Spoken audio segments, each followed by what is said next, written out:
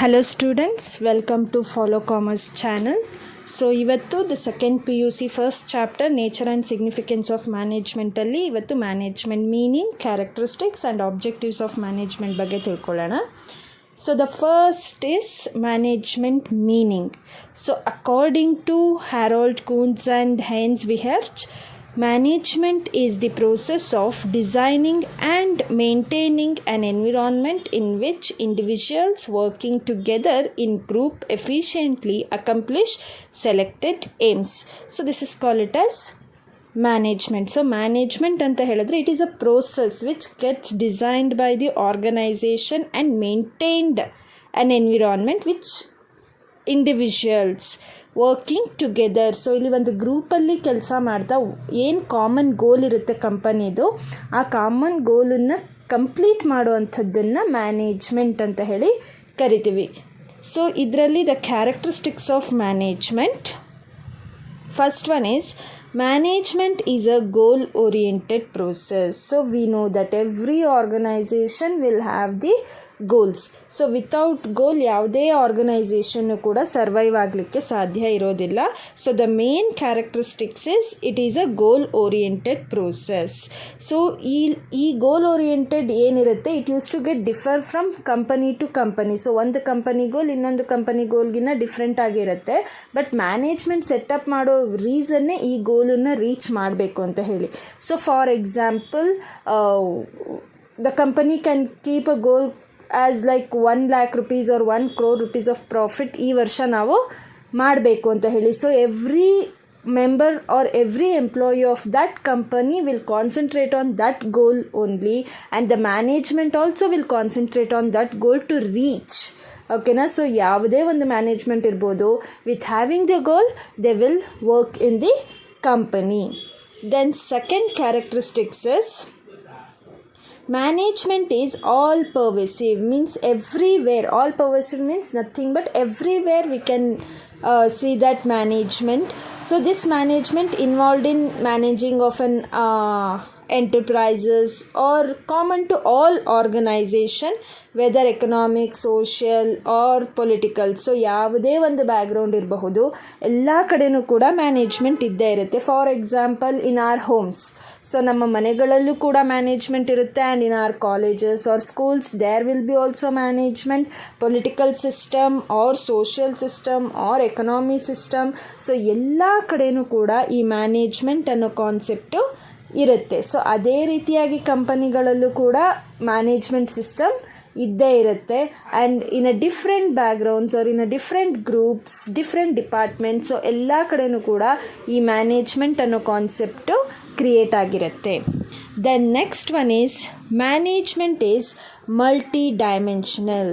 So ಈ management ಅನ್ನುವಂಥದ್ದು different ಆಸ್ಪೆಕ್ಟ್ಸಲ್ಲಿ ವರ್ಕ್ ಆಗ್ತಾ ಹೋಗುತ್ತೆ. So under this the 3 concepts are there. ಅದರಲ್ಲಿ first one management of work. Okay, so every organization exist for the performance of some work. So ಕೆಲವೊಂದು ಕೆಲಸಗಳನ್ನು ಮಾಡಲಿಕ್ಕೆ ಅಂತಲೇ ಹೇಳಿ ಕಂಪನಿಗಳು ಕ್ರಿಯೇಟ್ ಆಗಿರುತ್ತೆ.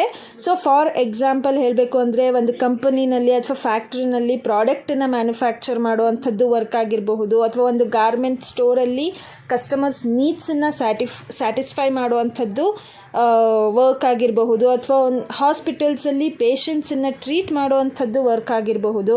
ಸೊ ಈ ಆ್ಯಕ್ಟಿವಿಟೀಸ್ ಏನು ಒಂದು ಆರ್ಗನೈಸೇಷನ್ಗಳಲ್ಲಿ ಮಾಡ್ತಾರೆ, so that works gets translated to the in the terms of goals. So ಆ ವರ್ಕನ್ನು ಪ್ರಾಪರಾಗಿ ಇನ್ ಅ ಸಿಸ್ಟಮೇಟಿಕ್ ವೇ ನಾವು ಅದನ್ನು ಏನು ಕಂಪ್ಲೀಟ್ ಮಾಡಬೇಕಂತ ಹೇಳಿ ಕರಿತೀವಿ, that is call it as a goal.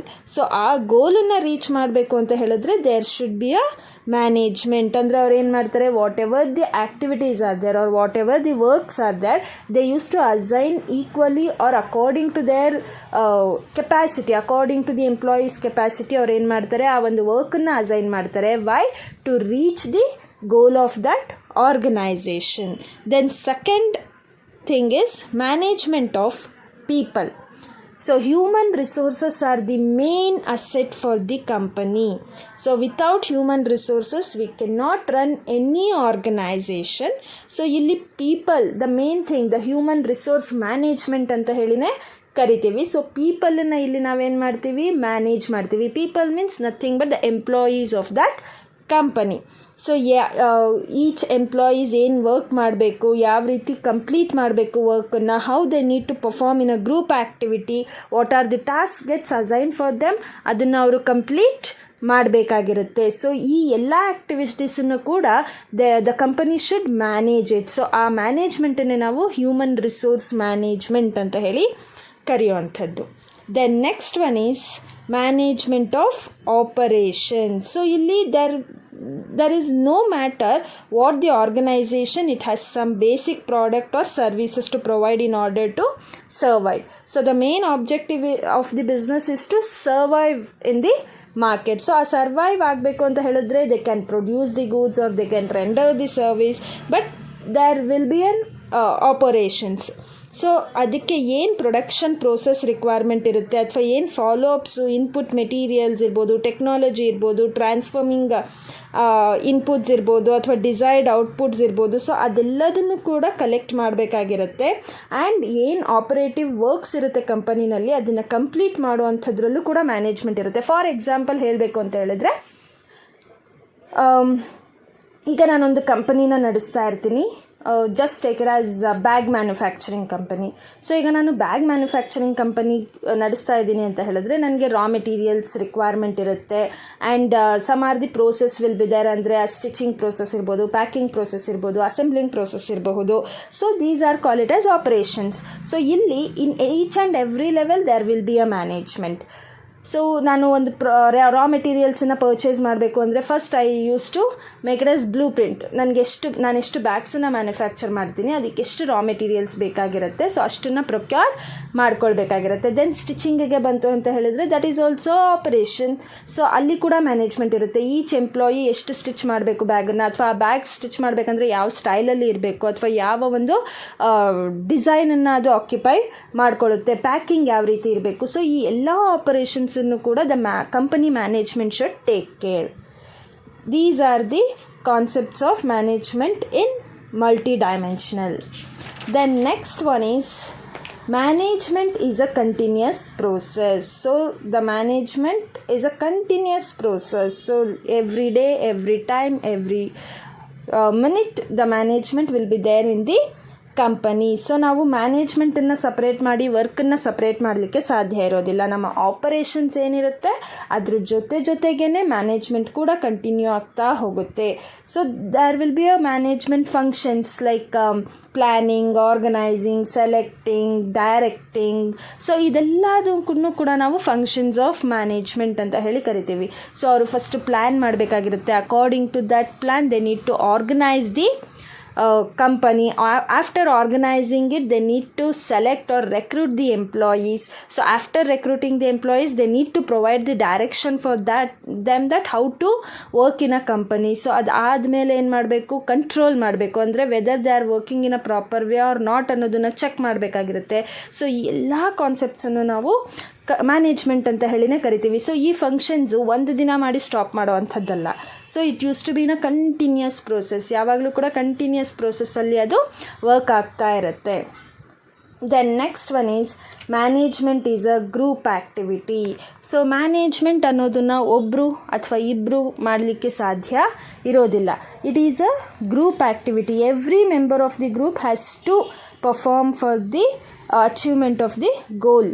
So company ಏನು ಗೋಲನ್ನು ಅಸೈನ್ ಮಾಡಿರುತ್ತೆ ಅಥವಾ ಏನು ಗೋಲನ್ನು ರೀಚ್ ಮಾಡಬೇಕು ಅಂತ ಹೇಳಿರುತ್ತೆ, ಸೊ ಅದನ್ನು ಪ್ರತಿಯೊಬ್ಬರು ಕೂಡ ವರ್ಕ್ ಮಾಡಿದಾಗ ಮಾತ್ರ ನಾವೇನು ಮಾಡ್ಬೋದು, ಆ ಕಾಮನ್ ಗೋಲ್ ಏನು ಆರ್ಗನೈಸೇಷನ್ ಸೆಟಪ್ ಮಾಡಿರುತ್ತೆ ಸೊ ಅದನ್ನು ನಾವು ಕಂಪ್ಲೀಟ್ ಮಾಡಲಿಕ್ಕೆ ಸಾಧ್ಯ ಇರುತ್ತೆ. That's why the management is a group activity. Then next one is management is a dynamic function. So the management is a dynamic function. It's like it has to adapt itself to the engaging or changing the environment. So ಹೇಗೆ ನಮ್ಮ situation change ಆಗ್ತಾ ಹೋಗುತ್ತೆ, ಅಥವಾ ಮಾರ್ಕೆಟಲ್ಲಿ taste and demands of the customers ಇರ್ಬೋದು, technology change ಆಗಬಹುದು, ಅಥವಾ competitors arise ಆಗ್ಬೋದು. According to that situation or according to that environment the management use to get change. Then next one is management is an intangible force. So it is a intangible force. ನಾವು ಆ management ಇದೇ ರೀತಿ ಇದೆ ಅಥವಾ ಇದೇ ರೀತಿ ಸ್ಟ್ರಕ್ಚರಲ್ಲಿದೆ ಅಂತ ಹೇಳಿ ನೋಡಲಿಕ್ಕೆ ಸಾಧ್ಯ ಇಲ್ಲ, but we can feel it. So ನಮಗೆ ಅಲ್ಲಿ ಮ್ಯಾನೇಜ್ಮೆಂಟ್ ನಡೀತಾ ಇದೆ ಅಥವಾ ಮ್ಯಾನೇಜ್ಮೆಂಟ್ ಕ್ರಿಯೇಟ್ ಆಗಿದೆ, ವಿ ಆರ್ ಇನ್ ಮ್ಯಾನೇಜ್ಮೆಂಟ್ ಅನ್ನೋದು ನಮಗೆ ಫೀಲ್ ಆಗ್ತಾ ಹೋಗುತ್ತೆ. But it is a intangible act. So ನಾವು ಅದನ್ನು ನೋಡಲಿಕ್ಕಾಗಿರ್ಬೋದು ಅಥವಾ ಮುಟ್ಲಿಕ್ಕಾಗಿರ್ಬೋದು ಅಥವಾ ಲೈಕ್ ಇದೇ ರೀತಿ ಇದೆ ಅಂತ ಹೇಳಲಿಕ್ಕೆ ಸಾಧ್ಯ ಇರೋದಿಲ್ಲ, but we can feel it. So ನಾವು ಅದನ್ನು ಫೀಲ್ ಮಾಡಬಹುದು. ಮ್ಯಾನೇಜ್ಮೆಂಟ್ ಹೌದು, ನಾವು ಮ್ಯಾನೇಜ್ಮೆಂಟ್ ಜೊತೆನೇ ನಡೀತಾ ಇದ್ದೀವಿ ಅನ್ನೋ ರೀತಿಯಾಗಿ ನಾವೇನು ಮಾಡ್ಬೋದು, ಫೀಲ್ ಮಾಡ್ಬೋದು. So these R the characteristics of management. The next one is objectives of management. So there are 3 objectives, that is organizational objectives, social objectives and personal objectives. So the first thing, organizational objectives. So company ಏನು ಆಬ್ಜೆಕ್ಟಿವನ್ನು ಇಟ್ಕೊಂಡಿರುತ್ತೆ. So the first thing is survival. So the basic objective of any business is survival. So ಯಾವುದೇ company ಇರಬಹುದು, ಅವರ basic objective ಏನಾಗಿರುತ್ತೆ, survive ಆಗಬೇಕು, ಮಾರ್ಕೆಟಲ್ಲಿ long ಪೀರಿಯಡಲ್ಲಿ survive ಆಗಬೇಕು ಅಂತ ಹೇಳಿ. ಸೊ ಅದಕ್ಕೆ management must strive to ensure the survival of the organisation. In order of surviving an organisation must earn enough revenue or profit. Why we need to earn the profit? To cover the costs. So ನಾನೇನು invest ಮಾಡಿರ್ತೀನಿ ಅಥವಾ ಏನು expense ಮಾಡಿರ್ತೀನಿ ಅದನ್ನು cover ಮಾಡಲಿಕ್ಕೋಸ್ಕರ ನಾವೇನು ಮಾಡಬೇಕು, ಪ್ರಾಫಿಟನ್ನು ಅರ್ನ್ ಮಾಡಬೇಕಾಗಿರುತ್ತೆ. ಸೊ ಪ್ರಾಫಿಟನ್ನು ಅರ್ನ್ ಮಾಡಿದಾಗ ಮಾತ್ರ ನಾವು ನೆಕ್ಸ್ಟ್ ಇಯರ್ ಇನ್ವೆಸ್ಟ್ ಮಾಡಲಿಕ್ಕೆ ಸಾಧ್ಯ. So we can continue our business. So profit ತೊಗೊಂಡಾಗ ಮಾತ್ರ we can survive for a longer period. The next one is profit. So we know that the main objective is to make the profit. ಯಾವುದೇ business ಅಂತ ಹೇಳಿ ತೊಗೊಂಡ್ರು ಕೂಡ first concept ಏನಿರುತ್ತೆ, earning the profit. So ಯಾಕೆ profit ತುಂಬ important? So the first thing is personal development. So ಯಾರು ಬಿಸ್ನೆಸ್ಸನ್ನು ನಡೆಸ್ತಾ ಇರ್ತಾರೆ ಅವರ ಪರ್ಸ್ನಲ್ ಡೆವಲಪ್ಮೆಂಟಿಗೆ ಪ್ರಾಫಿಟ್ ತುಂಬ ಇಂಪಾರ್ಟೆಂಟ್ ಇರುತ್ತೆ. The next one is company survival or growth.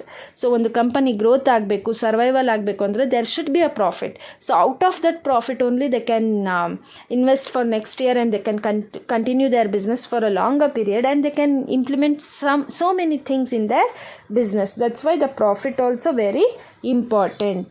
The next one is growth. So every business needs a growing activities or their main prospects on long run. So long ರನ್ನಲ್ಲಿ ನಮ್ಮ company ನಡಿಬೇಕು ಅನ್ನೋ ಉದ್ದೇಶದಿಂದನೇ ಎಲ್ಲರೂ ಕೂಡ ಬಿಸ್ನೆಸ್ಸನ್ನು ಮಾಡೋ ಅಂಥದ್ದು. So ಅದು ಕೂಡ ಅವರ ಒಂದು ಮೇನ್ ಆಬ್ಜೆಕ್ಟಿವ್ ಆಗಿರುತ್ತೆ. The next one is social objectives. So the social objectives involves the creation of benefit of the society. So ಸೊಸೈಟಿಗೆ ಏನಾದರೂ ಬೆನಿಫಿಟನ್ನು ಮಾಡುವಂಥದ್ದಿರ್ಬೋದು. So every organization will take a part of the social objectives. ಅಂದರೆ ಸೊಸೈಟಿಗೆ corporate social responsibility CSR ಅಂತ ಹೇಳಿ ಏನು ಕರಿತೀವಿ, every company will take care of that. ಅಂದರೆ ಬಸ್ ಸ್ಟಾಪ್ಸನ್ನು ಬಿಲ್ಡ್ ಮಾಡುವಂಥದ್ದಿರ್ಬೋದು, ಸ್ಕೂಲ್ಸನ್ನು ಬಿಲ್ಡ್ ಮಾಡುವಂಥದ್ದಿರಬಹುದು, ಅಥವಾ ಎಂಪ್ಲಾಯೀಸಿಗೆ ಎಂಪ್ಲಾಯ್ಮೆಂಟ್ ಅಪರ್ಚುನಿಟೀಸನ್ನು ಕ್ರಿಯೇಟ್ ಮಾಡುವಂಥದ್ದಿರ್ಬೋದು, ಎಂಪ್ಲಾಯೀಸಿಗೆ ಬೆನಿಫಿಟನ್ನು ಕೊಡುವಂಥದ್ದಿರ್ಬೋದು. ಸೊ ಇದೆಲ್ಲನೂ ಕೂಡ ನಾವು ಸೋಷಿಯಲ್ ಆ್ಯಕ್ಟಿವಿಟೀಸ್ ಅಂತ ಹೇಳಿ ಕರಿತೀವಿ. So the next after organisational objectives every companies will have this social objectives. The next one is personal objectives. So here the personal objectives ಅಂತ ಹೇಳಿದ್ರೆ ಎಲ್ಲ ಎಂಪ್ಲಾಯೀಸ್ ಯಾರೆಲ್ಲ ಕಂಪನಿಗೆ ಜಾಯ್ನ್ ಆಗ್ತಾರೆ ಎಲ್ಲರೂ ಕೂಡ ಅವ್ರದ್ದೇ ಆದಂಥ ಒಂದು ಪರ್ಸ್ನಲ್ ಆಬ್ಜೆಕ್ಟಿವ್ಸನ್ನು ಇಟ್ಕೊಂಡು ಕಂಪನಿಗೆ ಜಾಯ್ನ್ ಆಗ್ತಾರೆ. ಸೊ ಅವರ ಒಂದು like every people who join for companies they use to have the different personalities, backgrounds, experience or objectives. So ಎಲ್ಲರೂ ಕೂಡ ಅವರ ಒಂದು ಆಬ್ಜೆಕ್ಟಿವನ್ನು ಕಂಪ್ಲೀಟ್ ಮಾಡ್ಕೊಳ್ಬೇಕು ಅಥವಾ ಅವರ ಒಂದು ಪರ್ಸ್ನಲ್ ಡೆವಲಪ್ಮೆಂಟನ್ನು ಮಾಡ್ಕೊಳ್ಬೇಕು ಅಂತ ಹೇಳಿನೇ ಕಂಪನಿಗೆ ಜಾಯ್ನ್ ಆಗ್ತಾರೆ. For example competitive salaries or any extra benefits ಅಥವಾ ಒಂದು ರೆಕಗ್ನಿಷನ್ಗಿರ್ಬೋದು, ಹೈಯರ್ ಲೆವೆಲ್ ನೀಡ್ಸ್ಗಿರಬಹುದು. So personal growth, development. So for all these purpose the employees will join. When company makes more profit or in a longer ವೇಸಲ್ಲಿ ಅವ್ರು ಏನಾದರೂ survive ಆದರೆ the employees can reach all their personal objectives. So these are the objectives of the management. So thank you students. If you have any doubts you can ask me you can ask me through comment box. So thank you. Follow Commerce channel and subscribe it. Thank you. We'll end the session for today.